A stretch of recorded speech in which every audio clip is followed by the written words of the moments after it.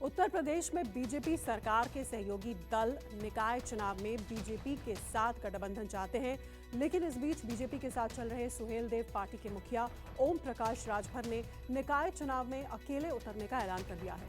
ऐसे में इस कदम को राजनीतिक लिहाज से राजभर की बीजेपी में भविष्य की संभावनाओं को टटोलने के तौर पर देखा जा रहा है। ये रिपोर्ट देखिए। कभी इधर कभी उधर यूपी की सियासत के ये है राजभर। ये एक बार फिर सुर्खियों में है। 2022 में साइकिल पर सवार होकर अखिलेश के साथ लखनऊ पहुंचे, लेकिन सियासी दोस्ती दूर तक नहीं चल पाई। जिस अखिलेश के साथ मिलकर बीजेपी को घेरा, उसी अखिलेश को घेरने लगे और बीजेपी के साथ फिर नजदीकियां बढ़ाने लगे। लगातार उनके बयान योगी सरकार के पक्ष में आने लगे। बीजेपी के नेताओं से मुलाकात होने लगी, नजदीकियां पहले की तरह होने लगी। सियासी गलियारों में इस बात की खूब चर्चा हो रही है कि लोकसभा चुनाव से पहले प्रदेश में होने वाले निकाय चुनाव में भी राजभर बीजेपी के साथ चुनावी मैदान में उतरना चाहते हैं। सूत्रों का दावा है कि इस बाबत उनकी बीजेपी नेताओं से बातचीत भी हुई है, लेकिन बीजेपी राजभर के साथ निकाय चुनाव नहीं लड़ना चाहती है। स्थानीय निकाय का चुनाव पार्टी अपने दम पर अकेले चुनाव लड़ेगी। निकाय चुनाव हम लोगों के सर पे जल्दी ही होने वाला है, ये बात।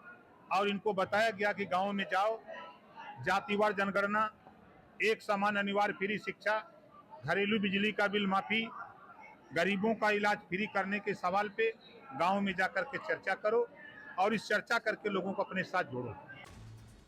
चर्चा इस बात की भी है कि साल 2024 के लोकसभा चुनाव में भी बीजेपी को राजभर मतों की जरूरत होगी।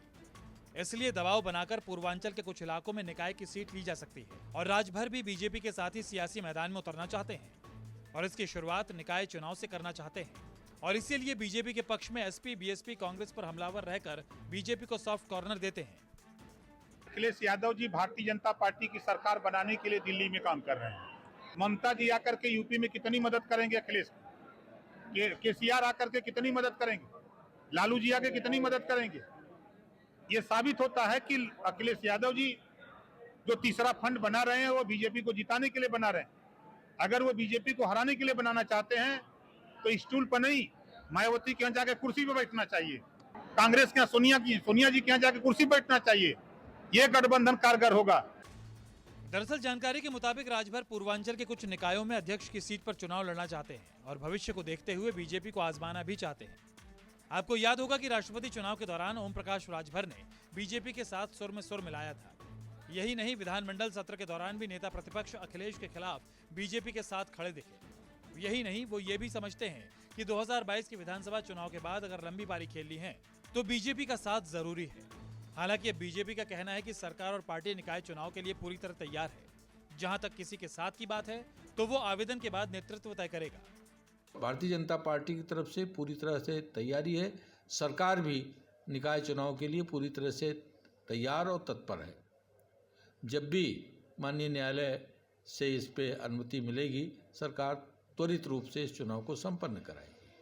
और जहां तक रहा अकेले की बात या किसी के साथ मिल के लड़ने की बात, इसका फैसला नेतृत्व करता है, पार्टी का नेतृत्व इन विषयों पे निर्णय करता है और जैसा नेतृत्व का निर्णय होता है, दिशा निर्देश होता है, भारतीय जनता पार्टी के कार्यकर्ता उसको पूरी तरह से अनुपालन करते हैं। बहरहाल राजभर और बीजेपी के बीच निकाय चुनाव को लेकर कोई फाइनल बातचीत नहीं हो पाई है, लेकिन दोनों ही दल एक दूसरे को नाराज नहीं करना चाहते और यही वजह है कि संभावनाओं के सियासी दरवाजे खुले रखे गए हैं। दरअसल अखिलेश यादव का साथ छोड़ने के बाद से ही ओम प्रकाश राजभर की बीजेपी नेताओं के साथ नजदीकी लगातार देखी जा रही है।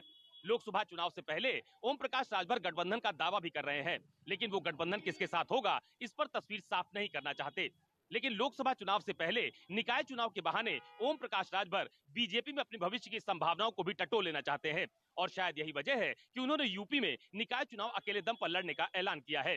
कैमरा पर्सन धर्मेंद्र साहू के साथ अशोक तिवारी, लखनऊ, न्यूज़ 24।